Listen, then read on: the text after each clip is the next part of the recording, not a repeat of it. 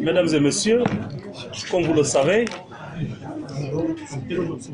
depuis quelques mois, pour ne pas dire quelques années, beaucoup de rumeurs, beaucoup de commentaires, beaucoup d'accusations aussi, beaucoup de dénonciations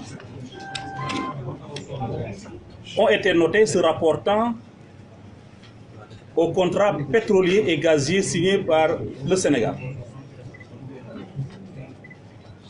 C'est ainsi que, soucieuses d'éclairer la lanterne et des Sénégalaises, les autorités nous ont instruits d'ouvrir une enquête sur les faits. Donnant suite à cette préoccupation et aux préoccupations de l'ensemble des citoyens et citoyennes, j'ai saisi d'une part la division des investigations criminelles et d'autre part la section des recherches de la gendarmerie nationale. À la division des investigations criminelles, nous avons donné des instructions au fin de mener une enquête complète et approfondie sur la réalité ou non de toutes ces accusations de malversation, de concussion, de conflit d'intérêts et que sais-je encore. À la section de recherche de la gendarmerie, nous avons demandé de mener des investigations pour situer les responsabilités dans la divulgation du rapport de l'IGE sur la question qui ne serait même pas portée à l'attention des autorités. À partir de ce moment déterminé, je voudrais inviter tous les sachants, tous ceux qui détiennent des informations, des documents, des renseignements, à s'adresser à la division des investigations criminelles pour éclairer les Sénégalais sur cette question. J'invite, avec une particulière insistance, tous ces grands connaisseurs des affaires du pétrole et du gaz sénégalais,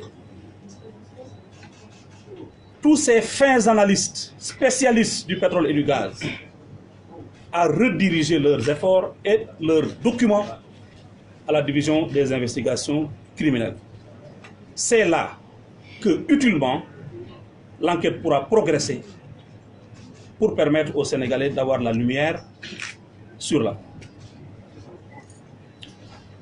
Vous aviez raison quand vous disiez que la balle est dans le camp du procureur. Je l'avoue. Aujourd'hui, la balle est dans votre camp. Les enquêteurs vous attendent. Le chef de la division des investigations criminelles a été instruit par nos soins de n'épargner personne, de ne négliger aucune information, de ne sous-estimer aucun témoignage, de ne laisser en rade aucun document. En somme, de prendre en compte toutes les pistes qui sont susceptibles de mener à la manifestation de la vérité. Donc les enquêteurs vous attendent pour que les efforts de clarification quittent les médias et les réseaux sociaux pour aller alimenter utilement l'enquête. Voilà ce que je souhaitais dire sur ce premier point. J'aborderai une deuxième affaire, parce que lors de mes points de presse précédents, à chaque fois, la question est revenue. Les dossiers de l'OFNAC et principalement le dossier du Centre des œuvres universitaires. Voilà ce que je peux vous en dire. Courant 2015, l'OFNAC a été saisi de dénonciations anonymes relatives à de prétendues malversations au niveau du code. En résumé, à la fin de leur enquête du rapport, qu'ils estiment pouvoir être imputés ensemble au directeur de l'époque du COUD, au chef du service de l'approvisionnement et à l'agent comptable du COUD. Je voudrais ici féliciter les efforts des enquêteurs qui ont mené cette mission. Cependant, force est de reconnaître que l'exploitation du rapport nous a mis en face de difficultés assez sérieuses.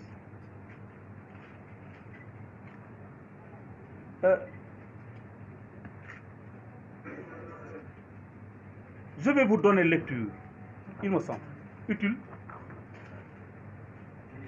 de la 11e et dernière page de l'exemplaire numéro 1 du rapport original qui a été effectué. Je peux le faire sur le fondement de l'article 11 du Code de procédure pénale qui stipule.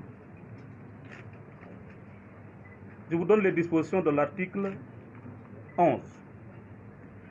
Toutefois, pour prévenir la propagation d'informations parcellaires ou inexactes, ou pour mettre fin à un trouble à l'ordre public, le procureur de la République peut, en relation avec sa hiérarchie, rendre public par un point de presse des éléments objectifs tirés de la procédure, mais ne comportant aucune appréciation sur le bien fondé des indices ou charges retenus contre les personnes mises en cause. C'est sur le fondement de cet article que je vais vous lire la 11e et dernière page du rapport. L'enquêteur dit, relativement au détournement de 82 millions, il dit que les responsables sont le directeur du COUD, le régisseur chef du service d'approvisionnement et l'agent comptable. Et il situe les responsabilités. Il dit que c'est le chef du service de l'approvisionnement a encaissé l'argent auprès de l'agent comptable et a effectué les dépenses. Fin de citation. Vous vous rendez compte qu'à partir du moment où le rapport qui impute des détournements finit par établir que l'argent a été reçu et a été dépensé, il nous semble qu'il y a des choses à préciser. Mais la difficulté ne se situe pas seulement à ce niveau. L'autre difficulté est due au fait que, en matière judiciaire, il y a un principe sacro-saint en matière pénale du contradictoire. Et de ce point de vue, je peux vous affirmer que, en ce qui concerne le montant de 127 millions, la personne sur qui pèse la charge a été entendue, qui a donné ses explications, qui a donné ses arguments qu'il estime devoir produire. Cependant, relativement au montant de 82 millions ou 89 millions selon la page du rapport, pour ce montant, le directeur du COUD à qui le montant est imputé n'a malheureusement pas été entendu. Le rapport ne lui a pas été encore communiqué. De même que les personnes qui étaient en charge d'exécuter le dit marché. Comme je l'ai dit tout à l'heure aussi, le montant tantôt est de 89 millions ou de 82 millions.